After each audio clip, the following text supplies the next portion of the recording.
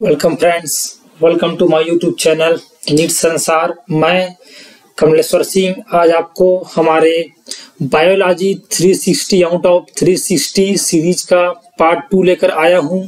तो चलिए शुरू करते हैं हमारे आज के लेक्चर को। और लेक्चर शुरू करने से पहले आप सभी को मेरा जय श्री राम। तो चलिए बढ़ते हैं हमारे लेक्चर में आगे। तो हमारा क्वेश्चनों का सिलसिला शुरू होता है अब। तो ये बहुत ही महत्वपूर्ण क्वेश्चन रहने वाले हैं। तो चलिए देखते हैं। हमारा पहला क्वेश्चन है, ऑक्सीजन का आंशिक दाब कुपिकीय वायु तथा वायुमंडलीय वायु में क्रमशः होगा। तो हम सभी जानते हैं कि कुपिकीय वायु में ऑक्सीजन का दाब 104 mm HD तथा अब अपने वायुमंडलीय वायु में इसका दाब 159 mm Hg होता है। और तो चलिए बढ़ते हैं, दूसरा क्वेश्चन देखते हैं। हमारा दूसरा क्वेश्चन है, फुफ्फुस में FRC की मात्रा क्या होती है, यानी कि फंक्शनल रेजिडुअल वॉल्यूम की मात्रा क्या होती है हमारे लंग में। तो हम जानते हैं कि हमारे लंग में FRC की मात्रा 2100 ml से 2500 ml के बीच में होती है।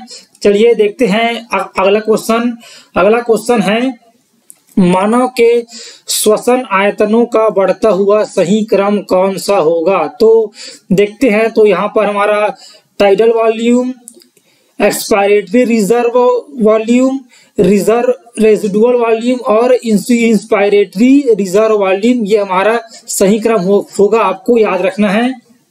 चलिए बढ़ते हैं अगले क्वेश्चन की ओर। हमारा अगला क्वेश्चन है, बुखार के दौरान तापमान वृद्धि से ऑक्सीजन वियोजन वक्र किस तरफ विस्थापित होगा। तो पूछ रहा है भाई, बुखार में तापमान बढ़ेगा। तो हम सभी जानते हैं कि जब तापमान बढ़ता है तो अपना हीमोग्लोबिन का O2 के प्रति अपना जो बंधुता है वह कम होता है, और जब बंधुता कम होता है तो वह राइट साइड विस्थापित होता है। तो इसका ऑप्शन नंबर 1 सही हो जाएगा। तो बढ़ते हैं अगला क्वेश्चन देखते हैं। हमारा अगला क्वेश्चन है, पूर्ण रूप से संतृप्त हीमोग्लोबिन कितने O2 अणुओं का परिवहन यानी कि वहन करता है। तो इसका सीधा आपको याद रखना है कि यह 4 O2 अणुओं का परिवहन करता है। चलिए देखते हैं अगले क्वेश्चन को। अगला क्वेश्चन है, मस्तिष्क में उपस्थित श्वास केंद्र किसके द्वारा उद्दीपित होता है, यानी कि रिस्पायरेटरी सेंटर किसके द्वारा उद्दीपित होता है। तो यह धमनी रक्त में उपस्थित CO2 से उद्दीपित होता है। चलिए बढ़ते हैं अगले क्वेश्चन की ओर। अगला क्वेश्चन है, मानव में औसतन अवशेषी वायु आयतन कितना, यानी कि रेजिडुअल वॉल्यूम कितना है। तो यह लगभग 1200 ml होता है। और देखते हैं हमारा अगला क्वेश्चन है, निम्न कथनों को पढ़िए तथा गलत विकल्प को चुनिए। हमें गलत विकल्प को बताना है। तो चलिए देखते हैं। गैसों का विनिमय कुपिका में होता है, सही बात है। फुफ्फुस के बीच का स्थान मीडियस्टिनल स्थान कहलाता है, यानी कि मीडियस्टिनल स्पेस कहलाता है, यह भी सही बात है। अंतः श्वसन के दौरान मध्य पट गुबंदाकार से चपटा हो जाता है, यह भी सही बात है। तो हमारा ऑप्शन नंबर 4 ऑटोमेटिक गलत हो जाएगा। चलिए देखते हैं अगला क्वेश्चन है, रक्त स्कंदन पश्चात बचा हुआ द्रव्य कहलाता है। तो रक्त स्कंदन का कार्य के बाद जो बचा हुआ रक्त होता है उसे हम लोग सीरम कहते हैं। तो आपको याद रखना है। अगला क्वेश्चन है, लसिका में पाया जाता है। तो लसिका में प्लाज्मा और श्वेत रुधिराणु यानी कि प्लाज्मा और WBC पाया जाता है। चलिए देखते हैं अगला क्वेश्चन है, हृदय अनॉक्सीकृत रक्त प्राप्त करता है। तो अपना हृदय अनॉक्सीकृत रक्त सिस्टेमिक परिसंचरण और एकल परिसंचरण दोनों से अपना अनॉक्सीकृत रक्त प्राप्त करता है। अगला क्वेश्चन देखते हैं, सेमीन्यूलर वाल्व उपस्थित होता है। तो आपको पता होना चाहिए कि अपना जो सेमीन्यूलर वाल्व होता है वह निलयों में उपस्थित होता है। और चलिए देखते हैं अगला क्वेश्चन है, द्विवल्नी कपाट स्तनधारी के हृदय में कहाँ स्थित होता है, यानी कि अपना बाइकस्पिड वाल्व कहाँ उपस्थित होता है? अपने स्तनधारी में। तो हमारा जो द्विवल्नी कपाट होता है वह अपना द्विवल्नी कपाट बाएं अलिंद और बाएं निलय के मध्य स्थित होता है, यानी कि लेफ्ट एट्रिकल और लेफ्ट वेंट्रिकल के बीच यह उपस्थित होता है। चलिए देखते हैं अगला क्वेश्चन। अगले क्वेश्चन में हमसे कहा गया है कि उपरोक्त चित्र हृदय चक्र का है। उपरोक्त चित्र को ध्यान में रखते हुए निम्न में से सही जोड़ी का चुनाव कीजिए, यानी कि हमें इस चित्र को आप लोग एक बार देख लेते हैं, फिर मैं इसका सही आंसर बता देता हूँ। इसका सही आंसर है फेज ए के दौरान हृदय के सभी कक्षों का दाब लगभग समान रहता है, यानी कि यह हमारे जॉइंट डायस्टेल को बता रहा है। चलिए देखते हैं हमारा अगला क्वेश्चन है एक वयस्क मनुष्य में सामान्य रुधिर दाब में प्रकुंचन व अनुशीतलन दाब है। तो भाई प्रकुंचन दाब हमारा 120 mmHg होता है और अनुशीतलन दाब हमारा 80 mmHg होता है। आपको याद रखना है, इंपॉर्टेंट है। देखते हैं अगला क्वेश्चन। हमारा अगला क्वेश्चन है अनूठी संवहनी संबंधता आहार नाल व यकृत के बीच उपस्थित होती है, यह कहलाती है। तो यह अपना हिपैटिक पोर्टल सिस्टम कहलाता है। यह सीधे आपको याद रखना है, आपके लिए इम्पोर्टेंट है। चलिए देखते हैं अगला क्वेश्चन। हमारा अगला क्वेश्चन है नेफ्रॉन की दूरस्थ कुंडलित नलिका किसमें खुलती है, यानी कि अपना DCT किसमें खुलता है? तो हम सभी जानते हैं कि अपना DCT अपने संग्रहण नलिका यानी कि कलेक्टिंग डक्ट में खुलता है। चलिए देखते हैं अगला क्वेश्चन है नेफ्रॉन का वह कौन सा भाग है जिसमें गुच्छीय निस्यंद में से वैद्युत अपघट्यों तथा जल की अधिकतम मात्रा का पुनः अवशोषण होता है? तो इसका हमारा ये जो होता है यह अपने समीपस्थ संवर्णित नलिका यानी कि PCT में यह घटना घटित होती है, आपको याद रखना है। चलिए देखते हैं अगला क्वेश्चन। सामान्य अवस्था में वृक्क नलिका में कौन सा एक पूर्ण अवशोषित हो जाता है? पूछ रहा है कि सामान्य अवस्था में इसमें से कौन वृक्क नलिका यानी कि रीनल ट्यूब्यूल में कौन सा एक पूर्ण रूप से अवशोषित हो जाता है? तो वह अपना ग्लूकोज है, आपको सीधे याद रखना है। चलिए देखते हैं अगला क्वेश्चन है स्तनधारियों के नेफ्रॉन से यदि हेले का लूप निकाल दिया जाए तो निम्न में से कौन सा होने की संभावना है? यदि हेले का लूप नहीं होगा तो अपना मूत्र का सांद्रण नहीं होगा, और मूत्र का सांद्रण नहीं होगा तो भाई हमारा मूत्र वह तनु हो जाएगा। चलिए देखते हैं अगला क्वेश्चन है गुच्छीय निस्यंद दर में गिरावट प्रेरित करता है, यानी कि GFR में गिरावट कौन प्रेरित करता है? तो अब अपना इसका सही आंसर है जेजी कोशिकाओं से रेनिन स्रावित होता है जो अपने गुच्छीय निस्यंदन दर में गिरावट प्रेरित करता है। चलिए देखते हैं अगला क्वेश्चन। हमारा अगला क्वेश्चन है मूत्र निष्कासन प्रक्रिया के प्राथमिक चरणों का क्रम नीचे प्रस्तुत किया गया है। हमें मूत्र निष्कासन के इन चरणों का सही क्रम बताना है। तो चलिए देखते हैं। तो सबसे पहले हमारा मूत्राशय मूत्र से भरकर प्रसारित हो जाता है। उसके बाद मूत्राशय की भित्ति पर उपस्थित प्रसार संवेदनांग CNS को संवेदी सूचनाएं भेजता है। उसके बाद CNS मूत्राशय की चिकनी पेशियों में संकुचन प्रारंभ करता है तथा यूरिथ्रल स्फिंक्टर में अनुशीतलन हेतु प्रेरक संदेश भेजता है। इसके बाद मूत्र का निष्कासन होता है। हमारा ऑप्शन नंबर 3 सही हो जाएगा। इंपॉर्टेंट क्वेश्चन है, याद कर सकते हैं। देखते हैं अगला क्वेश्चन है निम्न में से कितने अरज्जुकी ज्वाला कोशिका उत्सर्जी अंग रखते हैं? तो इसका हमें यहाँ पर दो जीव ऐसे हैं और इन दोनों का नाम आपको कमेंट सेक्शन में लिख के बताना है। चलिए बढ़ते हैं नेक्स्ट क्वेश्चन की तरफ। हमारा अगला क्वेश्चन है रुधिर में यूरिया के एकत्रित हो जाने की स्थिति को क्या कहते हैं। तो भाई रुधिर में यूरिया के एकत्रित हो जाने की स्थिति को यूरेमिया कहते हैं, सीधे आपको याद करना है। देखते हैं अगला क्वेश्चन। अंकुरों के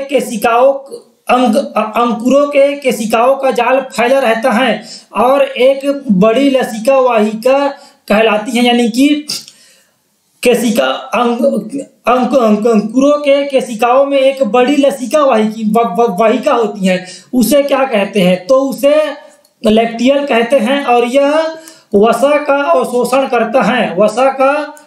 करता है, यह आपको याद रखना है। चलिए बढ़ते हैं अगले क्वेश्चन की ओर।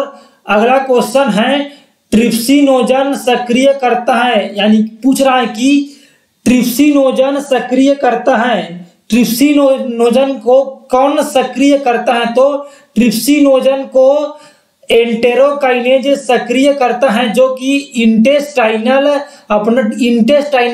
म्यूकोसा से अपना स्रावित होता है। चलिए देखते हैं अगला क्वेश्चन है मुख गुहा यानी कि बक्कल कैविटी की छत को सहारा देता है। तो बताना है कि बक्कल कैविटी की छत को सहारा कौन देता है। तो इसको सहारा तालु यानी कि पायलट इसको सहारा देता है। चलिए देखते हैं अगला क्वेश्चन। हमारा अगला क्वेश्चन है अग्नाशयी रस में पाए जाने वाले निष्क्रिय एंजाइम है, यानी कि जो पैंक्रियाटिक जूस में जो एंजाइम पाए जाते हैं वह है। तो अपने पैंक्रियाटिक जूस यानी कि अग्नाशयी रस में ट्रिप्सिनोजन, काइमोट्रिप्सिनोजन, प्रोकार्बोक्सी पेप्टाइडेज पाया जाता है, आपको याद रखना है। चलिए देखते हैं अगला क्वेश्चन है जठर रस का सही संघटक है, यानी कि अपना गैस्ट्रिक जूस का कंपोजिशन है। तो हम सभी जानते हैं कि गैस्ट्रिक जूस में पेप्सिन, रेनिन और लाइपेज होता है, सीधे आपको याद करना है, आपके लिए महत्वपूर्ण क्वेश्चन है। चलिए बढ़ते हैं अगले क्वेश्चन की ओर। अगला क्वेश्चन है प्रोएंजाइम पेप्सिनोजन सक्रिय पेप्सिन में बदलता है, इसे सक्रिय करने वाला स्रावित होता है। तो भाई हम सभी जानते हैं कि पेप्सिनोजन पेप्सिन में HCl की सहायता से सक्रिय होता है और HCl को इसमें से अपना पेराइटल या ऑक्जेंटिक सेल स्रावित करता है। तो यह अपना बहुत ही इंपॉर्टेंट क्वेश्चन है, हो सकता है आपसे एग्जाम में इस बार आ जाए। चलिए तो आपको याद रखना है कि इसका सही आंसर है परिधि सेल या ऑक्जेंटिक सेल। देखते हैं अगला क्वेश्चन। इंट्रिंसिक कारक के अवशोषण के लिए आवश्यक है। तो इसको सीधे आपके एनसीईआरटी में दिया गया है। इंट्रिंसिक कारक के अवशोषण के लिए विटामिन B12 आवश्यक है। चलिए देखते हैं अगला क्वेश्चन। ग्रहणी है, ग्रहणी के सब म्यूकोसा में कौन सी ग्रंथि पाई जाती है जो सक्कस इंटेरिकस का अएंजाइमीकृत भाग बनाती, यानी कि बिना एंजाइम वाला भाग बनाता है। तो यह अपना ब्रूनर्स ग्लैंड है। तो यह भी आपके लिए इंपॉर्टेंट क्वेश्चन है, सीधे याद रखना है। चलिए देखते हैं अगला क्वेश्चन। हमारा अगला क्वेश्चन है दुग्ध protein casein X, para casein Y, calcium para caseinate दुग्ध का जमना। इस प्रक्रिया में X और Y अक्षर क्रमशः प्रदर्शित करते हैं। तो भाई दुग्ध प्रोटीन का केसिन में रेनिन द्वारा होता है, वह यह पैराकेसिन कैल्शियम पैराकेसिनेट होता है। इसका ऑप्शन नंबर 3 सही होगा, आपको याद रखना है सीधे ही। देखते हैं अगला क्वेश्चन है कौन सा कथन अमाशय के लिए सत्य है, यानी कि कौन सा कथन अपने स्टमक के लिए सत्य है। तो मैं आपको सीधे इसका सही आंसर बता देता हूँ। हमारा सही आंसर है अमाशय में भोजन व HCl मिलकर काइम कहलाते हैं, सीधे आपको याद रखना है।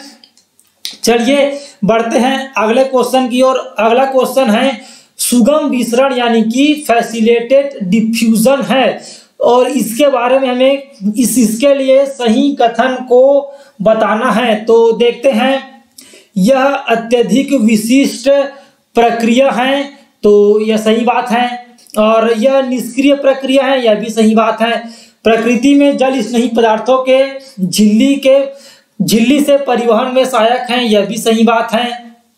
परिवहन संतृप्तता है, तो यह भी सही बात है। तो यहाँ पर हमारे सभी कथन सही हो जाएंगे। चलिए देखते हैं अगला क्वेश्चन।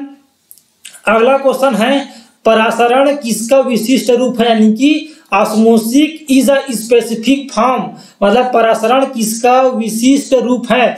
तो हम सभी जानते हैं कि परासरण अपने विसरण यानी कि डिफ्यूजन का विशिष्ट रूप है।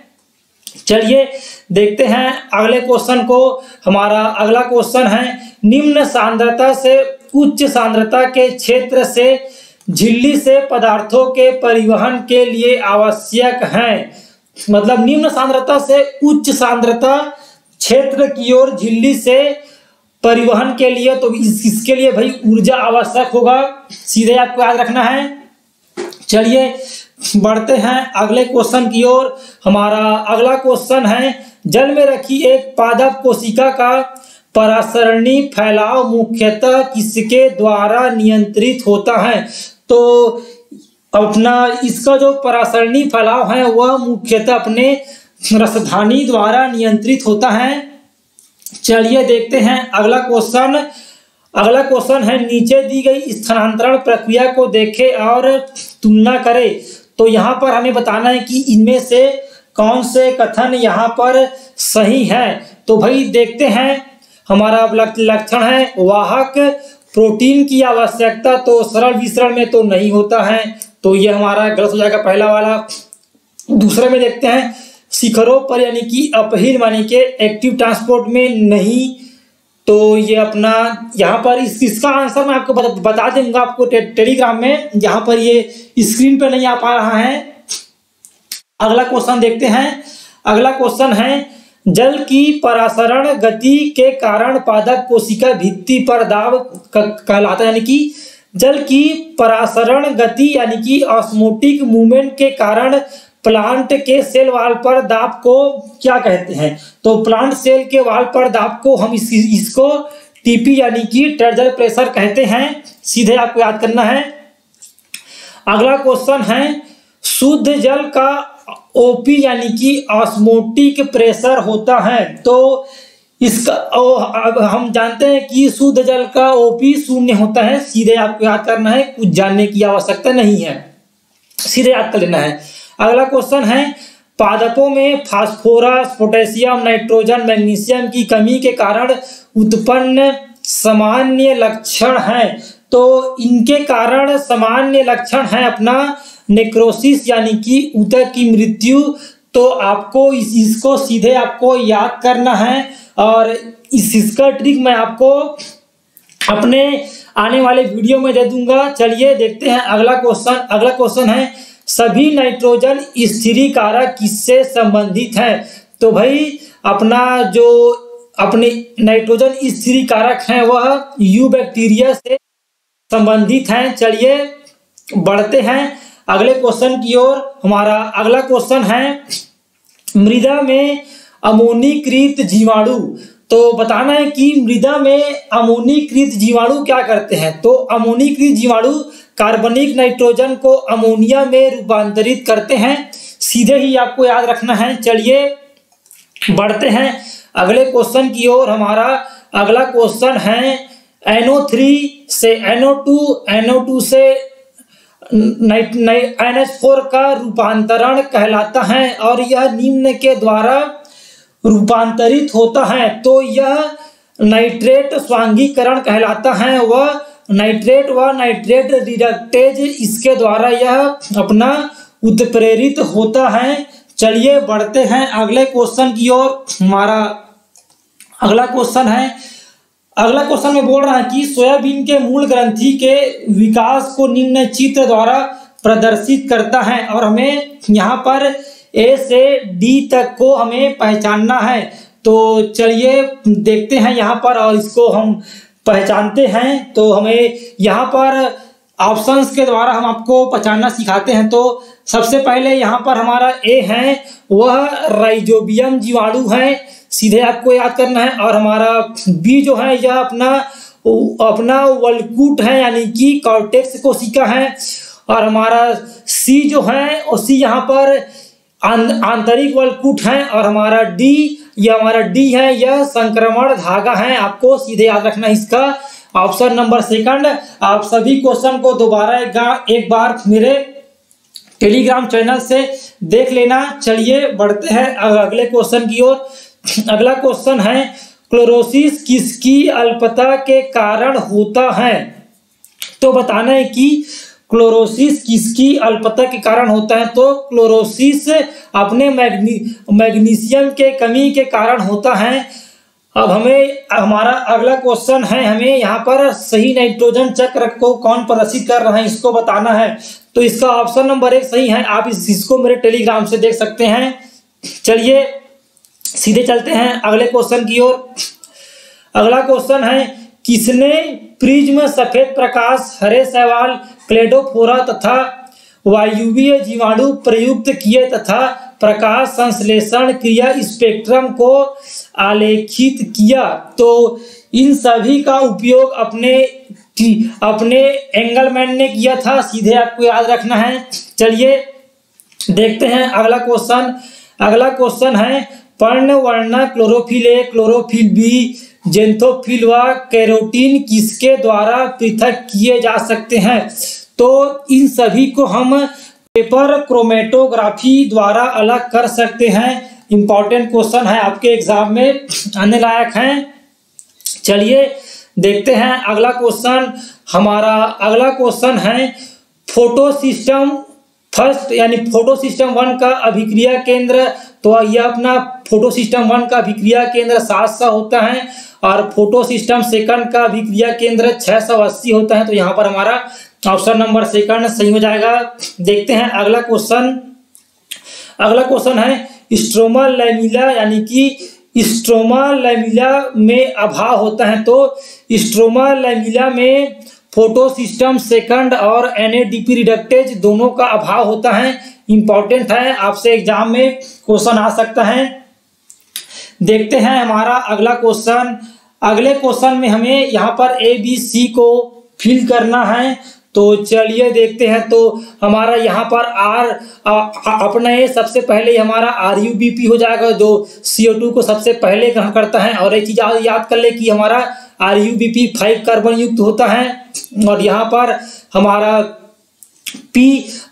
P यहाँ पर 3PGA है जो हमारा केल्विन चक्र का पहला उत्पाद है। और हमारा C हमारे ATP से यहाँ पर ADP बनता है। तो हमारा ऑप्शन नंबर 3 यहाँ पर सही होगा, याद कर सकते हैं। चलिए देखते हैं अगले क्वेश्चन को।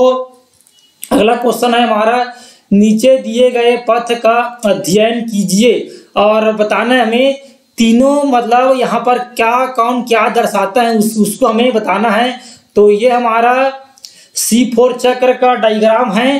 तो चलिए इसको भरते हैं हम लोग। तो इसको सबसे पहले यहाँ पर हमारे ए में यहाँ पर स्थिरीकरण होगा, स्थिरीकरण, और फिर यहाँ पर अपना विकार्बोक्सिलीकरण होगा और यहाँ पर हमारा पुनरुत्पादन होगा। तो हमारा यहाँ पर ऑप्शन नंबर 3 यहाँ पर सही होगा, आप सीधे याद कर सकते हैं।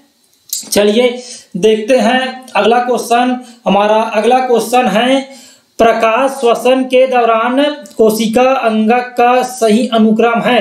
बताना है कि फोटो रिस्पायरेशन के दौरान कोशिकांग का सही क्रम है। तो सबसे पहले हरित लवक, पेरोक्सोसोम, फिर माइटोकॉन्ड्रिया आता है। यह भी आपको याद करना है, यह भी आपके लिए महत्वपूर्ण है। देखते हैं अगला क्वेश्चन। अगला क्वेश्चन है ग्लाइकोलिसिस में होता है तथा बनाता है जो O2 की उपस्थिति में प्रवेश करता है। तो यहाँ पर हमें सही ऑप्शन को भरना है। तो ग्लाइकोलिसिस साइटोसोल में होता है तथा पाइरूवेट बनता है और यह O2 की उपस्थिति में माइटोकॉन्ड्रिया में प्रवेश करता है। सीधे आपको याद रखना है। चलिए देखते हैं अगला क्वेश्चन। अगला क्वेश्चन है क्रेब्स चक्र में प्रथम 5 कार्बन का डाई कार्बोक्सिलिक अम्ल है जो नाइट्रोजन उपापचय में प्रयुक्त किया जाता है। तो भाई 5 कार्बन युक्त अपना डाई कार्बोक्सिलिक, यहाँ पर आपको सीधे याद कर लेना है कि 5 कार्बन आ गया मतलब वह अल्फा कीटोग्लूटेरिक एसिड ही होगा और यह नाइट्रोजन उपापचय में अपना प्रयुक्त होता है। तो यह आपके लिए बहुत ही महत्वपूर्ण क्वेश्चन है। चलिए देखते हैं अगले क्वेश्चन को। हमारा अगला क्वेश्चन है इलेक्ट्रॉन परिवहन का अंतःस्थल इलेक्ट्रॉन, मतलब अपना लास्ट में अपने इलेक्ट्रॉन को जो ग्रहण करता है वह अपना ऑक्सीजन है। सीधे ही आपको याद करना है।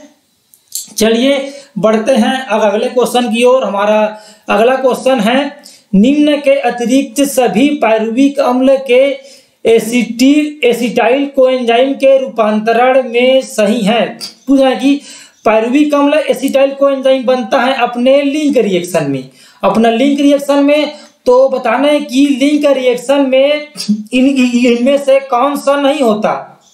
तो भाई हम सभी जानते हैं कि लिंक रिएक्शन अपना साइटोसोल में नहीं होता या अपने माइटोकॉन्ड्रिया में होता है, तो बाकी अन्य सभी होते हैं। इसमें CO2 का उत्पादन, 3 कार्बन अणु का 2 कार्बन अणु में रूपांतरण और ये अन्य सभी आपको याद रखना है, यह आपके लिए महत्वपूर्ण है। चलिए बढ़ते हैं अगले क्वेश्चन की ओर। अगला क्वेश्चन हमारा श्वसन पथ यानी कि रिस्पायरेटरी पाथवे है। तो यह अपना रिस्पायरेटरी पाथवे यानी कि श्वसन पथ एम्फीबोलिक है। चलिए देखते हैं अगले क्वेश्चन को। हमारा अगला क्वेश्चन है निम्नलिखित में से किस प्रक्रिया में CO2 मुक्त नहीं होता। तो मैं आपको बता दूं कि अपना जो CO2 है वह लैक्टेट किण्वन में यह अपना CO2 मुक्त नहीं होता, अन्य सभी में होता है। इंपॉर्टेंट क्वेश्चन है और ये अपना PYQ भी है, तो आपको इसे सीधे याद रखना है। चलिए बढ़ते हैं अगले क्वेश्चन की ओर। अगला क्वेश्चन है आपके उद्यान में एक पादप प्रकाश श्वसन से होने वाली हानि से बचता है, यानी कि अपना यह C3, तो C3 है पादप बचता है, मतलब क्या देखते हैं आगे पूरा पढ़कर। उसकी जल उपयोगी दक्षता उन्नत है, वह उच्च ताप पर प्रकाश संश्लेषण की उच्च दर को दर्शाता है और उसकी नाइट्रोजन उपयोग की दक्षता उन्नत है। आप इस पादप को, तो यह अपना C4 पादप होगा। इंपॉर्टेंट क्वेश्चन है, सीधे याद रखना है। देखते हैं अगला क्वेश्चन। अगला क्वेश्चन है वृद्धि का वह रूप जिसमें नई कोशिकाएं विभज्योतक की सक्रियता द्वारा पादप शरीर में जुड़ती हैं कहलाती हैं। तो इसे हम अपने वृद्धि का इसे खुला स्वरूप कहते हैं। इंपॉर्टेंट है, याद कर सकते हैं सीधे। चलिए बढ़ते हैं अगले क्वेश्चन की ओर। हमारा अगला क्वेश्चन है वृद्धि का काल किसमें विभाजित, मतलब वृद्धि के काल को कितने मतलब फेज में, यानी कि वृद्धि काल को कितने फेज में विभाजित किया गया है। तो इसे 3 फेज में विभाजित किया गया है। नाम आप मुझे कमेंट सेक्शन में कमेंट करके बताएंगे और ये आपके पादप वृद्धि एवं परिवर्धन चैप्टर में दिया गया है। सीधे आप मेरे को कमेंट करके बताएंगे। पढ़ते हैं अगला क्वेश्चन। बीज की प्रसुप्ति तोड़ने के लिए कौन जिम्मेदार है। बताना है कि बीज की प्रसुप्ति तोड़ने के लिए कौन जिम्मेदार है। तो जिब्रेलिक एसिड इसके लिए जिम्मेदार है अब बीज की प्रसुप्ति को तोड़ने के लिए। चलिए बढ़ते हैं अगले क्वेश्चन की ओर। हमारा अगला क्वेश्चन है निम्नलिखित में से कौन सा वृद्धि नियंत्रक प्रतिबल हार्मोन यानी कि स्ट्रेस हार्मोन के नाम से जाना जाता है। तो अपना एब्सिसिक एसिड इस स्ट्रेस हार्मोन के नाम से जाना जाता है। इंपॉर्टेंट है, याद करना है आपको। चलिए देखते हैं अगला क्वेश्चन। अगला क्वेश्चन है इनमें से कौन सा एक संश्लिष्ट ऑक्सीजन यानी कि सिंथेटिक ऑक्सीजन है। तो हम सभी जानते हैं कि NNA यानी कि नैप्थेलिक एसिटिक एसिड अपना संश्लिष्ट ऑक्सीजन है। चलिए बढ़ते हैं आगे। अगला क्वेश्चन, पादपों में प्रारूपिक वृद्धि का वक्र कैसा है? तो यह सिग्मॉइड होता है, आपको सीधे याद रखना है।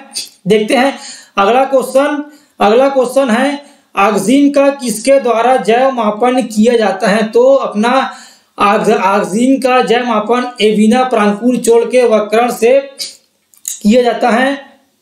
अगला क्वेश्चन है, आर्थ्रोपोडा का काइटिनी बाह्य कंकाल किसके बहुलीकरण से बनता है? तो यह अपना एन एसिटाइल ग्लूकासेमीन यानी कि यह अपने काइटिन का यह मोनोमर है, इसी का यह बहुलीकरण से बनता है। चलिए देखते हैं अगले क्वेश्चन को, अनेक कोएंजाइमों के आवश्यक रासायनिक घटक क्या है? तो इनके आवश्यक रासायनिक घटक विटामिन है।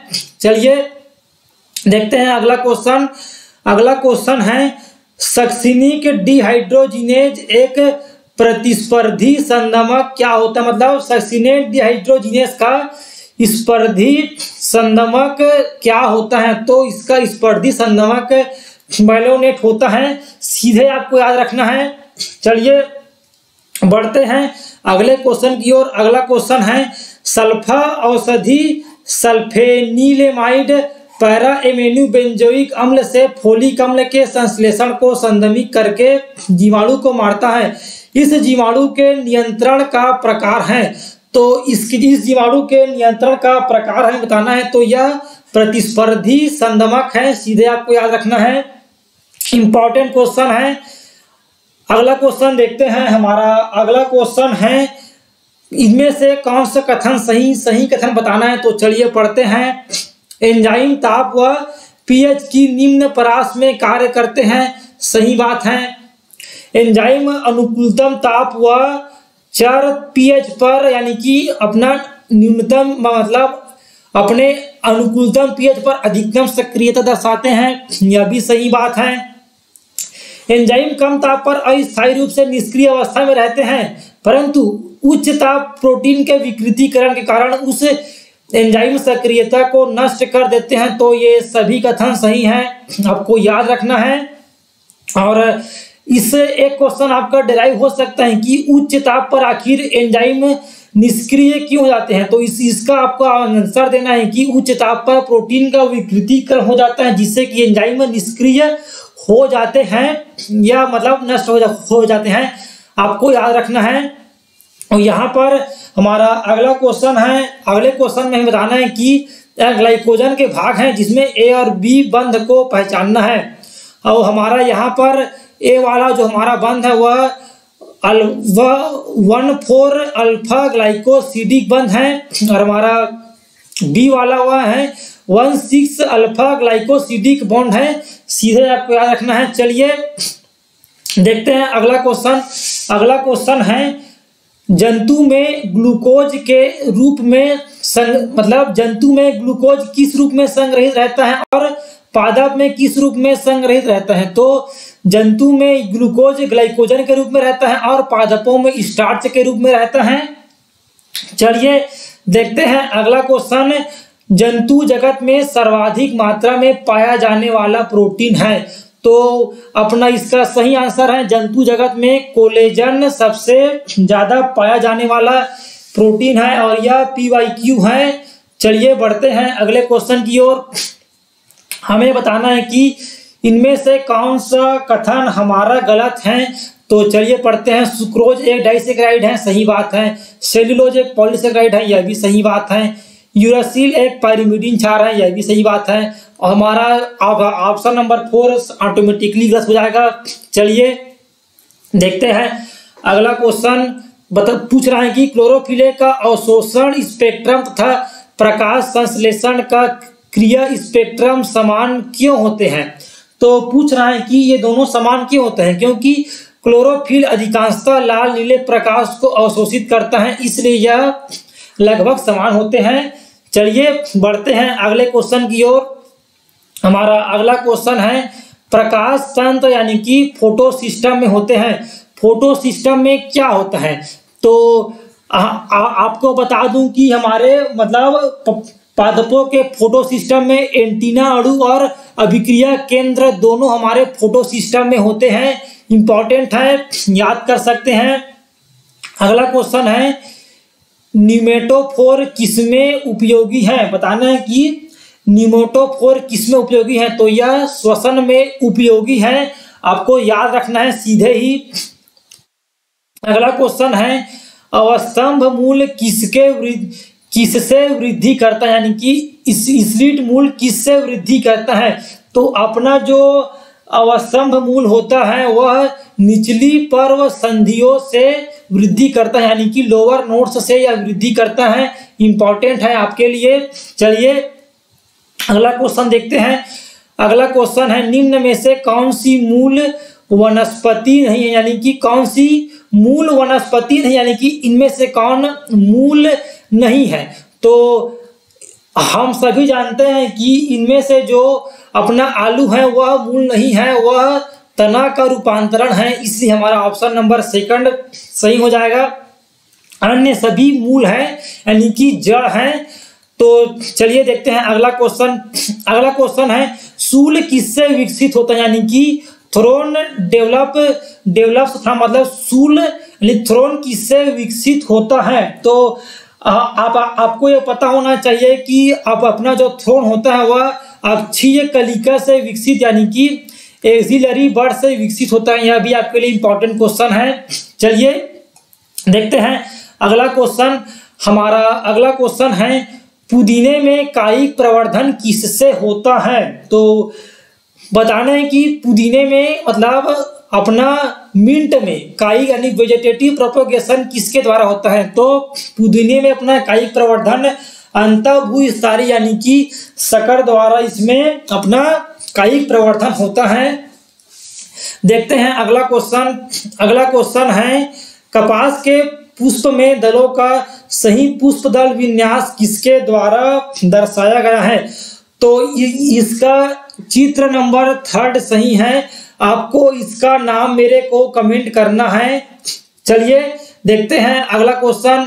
अगला क्वेश्चन है निम्न में से किस पादप में पत्तियां छोटी लघुजीवी विस्तृत पर्णवित्र व प्रकाश संश्लेषी होकर फिल्लोड बनाती, यानी कि इसमें से कौन इसमें से फिल्लोड बनाता है? फिल्लोड बनाता है इसमें से कौन? तो आपको याद होना चाहिए कि इसमें ऑस्ट्रेलियन अकेसिया यहाँ पर फिल्लोड बनाता है। आपको याद रखना है फिल्लोब यानी कि पर्णाभ वृंत होता है इसका हिंदी में, और इसमें से अपना ऑस्ट्रेलियन अकेसिया बनाता है। तो यह आपके लिए इंपॉर्टेंट है, याद करना है सीधे ही आपको। देखते हैं अगला क्वेश्चन। अगला क्वेश्चन है निम्न में से कौन सा पुष्प त्रिज्या सममित नहीं है? तो सभी जानते हैं। तो यहाँ पर हम जानते हैं कि अपना जो धतूरा सरसों और मिर्ची ये तीनों त्रिज्या सममित होते हैं, लेकिन मटर अपना एक व्यास सममित होता है। आपको याद रखना है, आपके एनसीईआरटी का ही पूरा क्वेश्चन है। और हमारा अगला क्वेश्चन है अपना ये जो पुष्प सूत्र है वह किसका है? तो यह अपने पिटूनिया का है। और पिटूनिया अपने कौन से अपना अपने कुल में आता है ये आपको कमेंट करके बताना है। चलिए देखते हैं हमारा आज का लास्ट क्वेश्चन। हमारा आज का आखिरी क्वेश्चन है चतुर्दीर्घी 2 छोटे व 4 लंबे पुंकेसर की स्थिति होती है, यानी कि यह किसमें पाया जाता है? तो यह अपने सरसों में यह पाया जाता है, और ये आपको याद रखना है, यह भी इम्पॉर्टेंट है आपके लिए। तो इसी के साथ हमारा आज का लेक्चर खत्म होता है। अगर आपको मेरी मेहनत पसंद आए होगी तो मेरे चैनल को सब्सक्राइब करें, यदि आपका इच्छा है, और अपने दोस्तों के साथ शेयर करें ताकि उनको भी इसका फायदा हो सके और मुझे ज़्यादा से ज़्यादा आपसे मोटिवेशन मिल सके। तो इसी के साथ हमारा आज का लेक्चर खत्म होता है, और मेरे टेलीग्राम चैनल नीट संसार पर आपको इसका PDF मिल जाएगा। तो बस आज के लिए इतना ही। धन्यवाद और जय श्री राम मेरी तरफ से आप सभी को। तो चलिए मिलते हैं अगले वीडियो में। जय श्री राम।